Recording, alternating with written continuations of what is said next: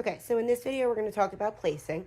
The main thing to remember with placing at her age is that we're not expecting her to stay for long spans of time. You're building up to that as she gets older.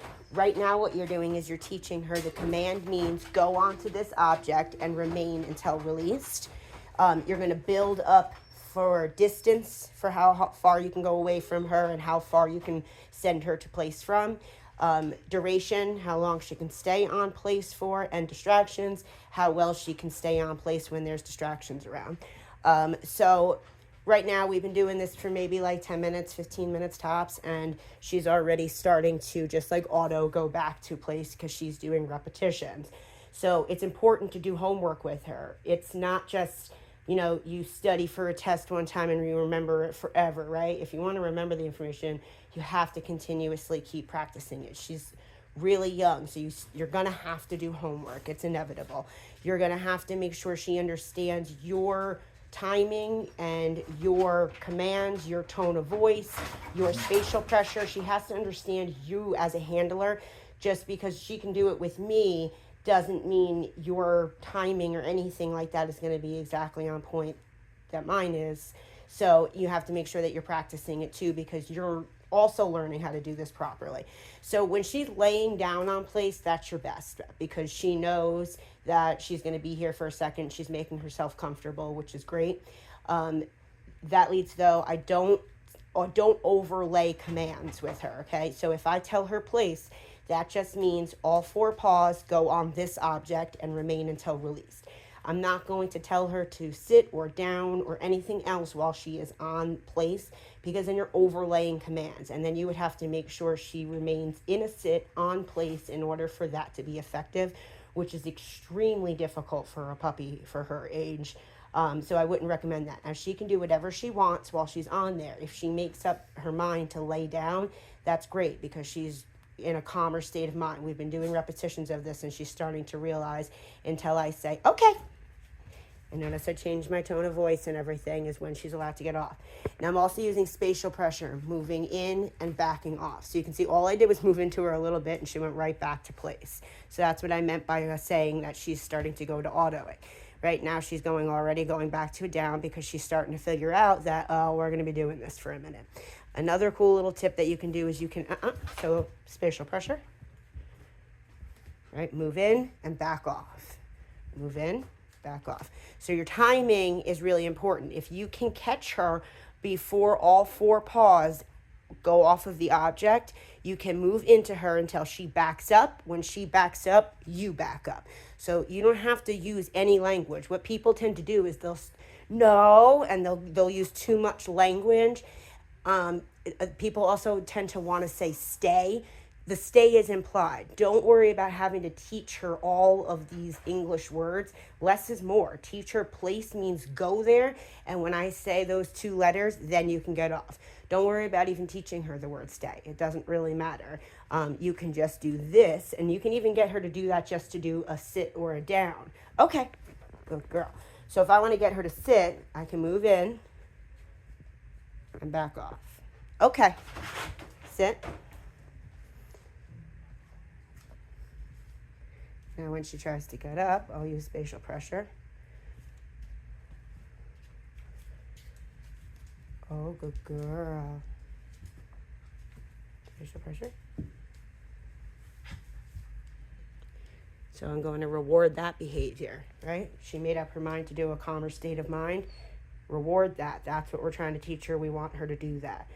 Okay. Your okay it was really important. It's important that she understands when you say okay is the only time she's allowed to get up. If she gets up before then she's breaking the command, and you're going to have her go back on. Bandit, place. Spatial pressure.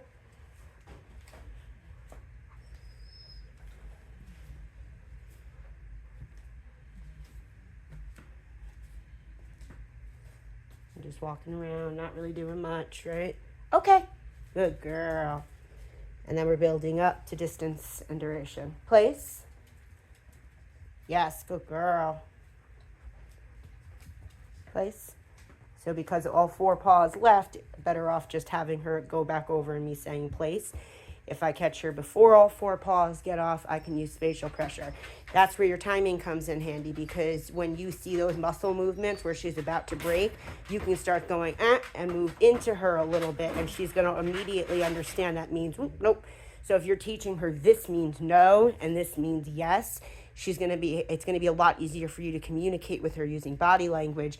If you're at a job site and you have her on place and you're doing something and you just kind of go and you move into her a little bit and she backs up, that's going to be a whole lot more effective than you just using words. And you're not even going to need to use an e-collar with her later on, because if you do this with her now, the off leash just comes because she understands that you have follow through. And that's the most important part about training, is the follow through. She has to know that 100% of the time when you ask her to do something, she has to follow through with it.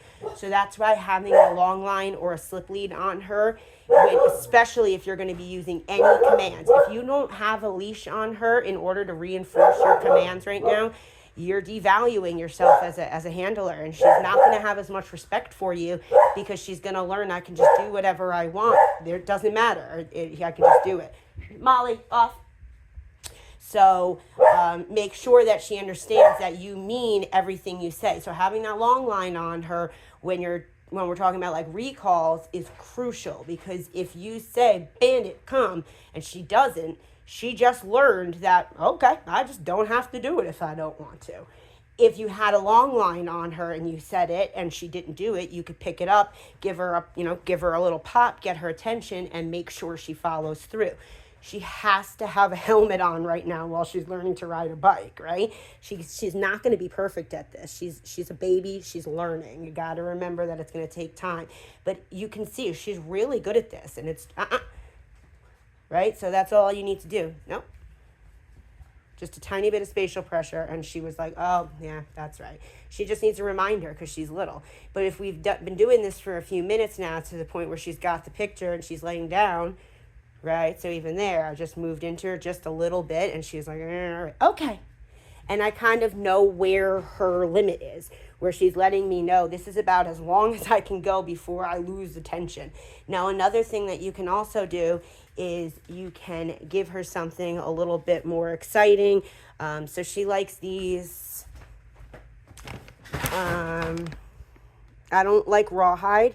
So rawhide's just a like bleached crap, basically. I try and look for non-rawhide alternatives and stuff like that.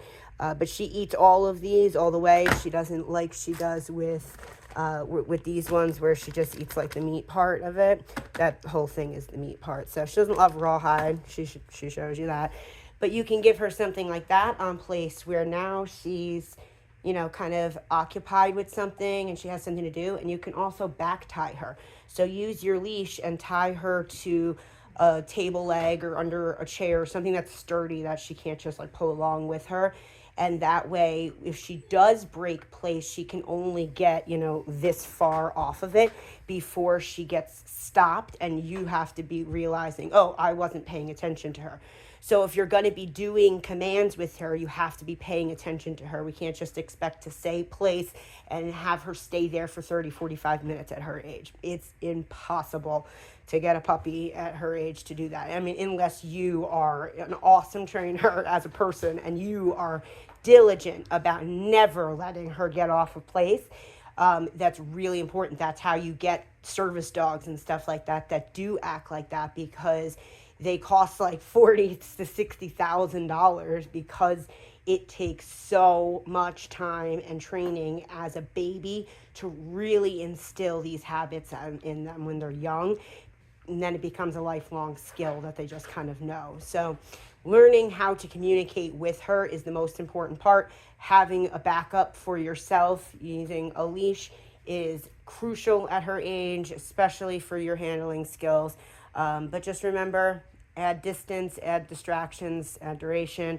As she gets older, she'll start getting better. Remember, her release is super important. You can't just let her wander off. If she breaks place and you're just like, oh, whatever, it doesn't matter, again, you're teaching her that she can leave whenever she wants. With me, she has never once in her entire being with me has she ever walked off place without me saying okay. And if she has, I've immediately said and I put her right back on immediately. Because when I'm working with a dog, I'm working with them, right? I'm watching them, I'm actively doing a lesson with them. And that's how you're going to tire her out. It's more important to exercise her brain than it is to just exercise her body. If you just try and run her, you're just going to build an athlete. If you work with her brain, you're going to tire her out mentally, and she's going to be tired.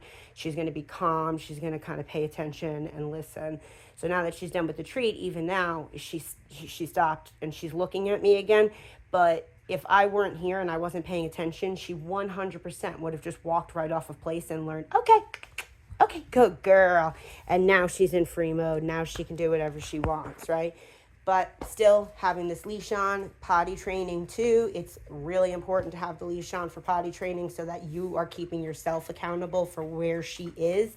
Because if you're telling yourself she's sneaking off and going to the bathroom, then that tells you that she has enough time to sneak off. So if you clip her to you with a carabiner, she won't be able to get far. She'll be with you, and it's going to make you be more accountable for what she's doing. If she's standing right next to you, she's way less likely to use the bathroom in the house than if she's just free roaming. No one's really paying attention to her, and it only takes 2 seconds of you not paying attention to her for her to wander off. Now, another thing, while I'm just thinking of it with potty training, you can't bring her to the poop after the fact. If you find poop in the house and you bring her over to it and stick her nose into it and say no, all you're doing is telling her, I hate shit. And she's going to actively try and start hiding it from you. So she is going to sneak off, or she's going to hold it when you guys go outside to use the bathroom because she thinks you hate shit, right? But in reality, it's not that you hate that. It's that you hate that she's doing it inside. So the only way to correct the behavior is stopping her in the act of using the bathroom.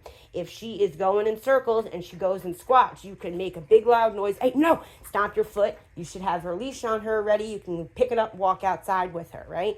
That is how you're going to stop behavior. She's learning, no, it's because I was going to go in the house and then we went outside, and he never gets mad at me when I go to the bathroom outside. He gets excited when I poop outside, right? So bringing her over to it and putting her nose into it, in reality, I know you think you're helping and you're telling her, don't do this, but I promise you, you're making her think, just hide it from you. And that's why she's going to sneak off and do it. So just make sure you try and check yourself when you find it, clean it up, put an odor enzyme on it, and you can put it, I don't think I sent you a potty training log, but I can send you a potty training log if you'll use it. Just print it out, put it on the fridge, and you can log every single time she has an accident in the house. And that way, when she does have it, you can start to see a pattern forming, and it's like you're always going to see it's when she wasn't being monitored, or was she caught in the act, and it's going to say no down the column. So that's going to help you realize, oh, it's always in this area, it's always at this time, or it's always when no one's paying attention to her. So having, oh, damn it.